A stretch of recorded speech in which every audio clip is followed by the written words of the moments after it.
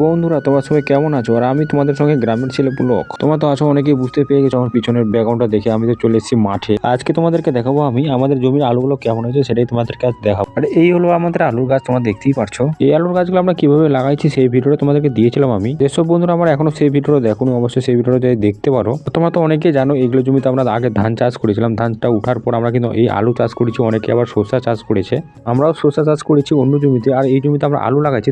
তোমাদেরকে তো আমি একটা ভিডিও দিয়েছিলাম আমরা কোন জমিতে আমরা শসা চাষ করেছি, আর তোমাদেরকে আমি দেখাইছিলাম। আমি সেই ভিডিওটা শেয়ারও করেছি তোমাদের সঙ্গে আমি।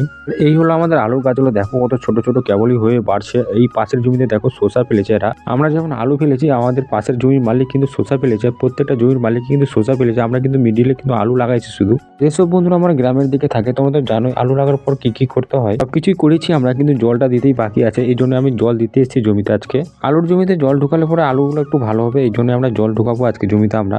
এটাও তোমাদেরকে দেখাবো আমরা কিভাবে জমিতে জল ঢুকাচ্ছি আর কোথা থেকে জলটা নিয়ে আসি জমিতে আমরা, সেটাও দেখো অন্য একটা ভিডিওতে। আর আমাদের আলুর গাছগুলো কেবলই বেড়ে উঠছে, দেখো কেবল ছোট ছোট হয়ে উঠছে, তোমরা দেখতেই পারছো সেটা। যেহেতু আমার সম্পূর্ণ কাজ করা হয়ে গেলো, জমি দেখা হয়ে গেলো, আমি কিন্তু এখন বাড়ির দিকে রওনা দিয়ে দিলাম এখন আমি। তো বন্ধুরা তোমরা তো অনেকেই জানো যে আমি একটা মুদিখানা দোকানে কাজ করে, আর আমার এখানে সেখানে যেতে আজকে দেরি হয়ে যাচ্ছে। তাড়াতাড়ি করে আমি মুখ টুক দিয়ে কিন্তু আমি ফ্রেশ ট্রেশ হয়ে কিন্তু তাদের করে আমি সেখানে চলে যাবো মুদিখানা দোকানে। আর ফাইনালি কিন্তু আমি বাড়িতে পৌঁছে গেলাম। তোমরা দেখতেই পারছো আমি কিন্তু একটা পুকুর পাড়ে দাঁড়িয়ে আছি। এই পুকুরের একটা আমি ভিডিও দিয়েছিলাম, হয়তো সেই ভিডিওটা তোমরা দেখেছো অনেকেই। আজকের ব্লগটা আমি এই পর্যন্তই করে রাখলাম বন্ধুরা।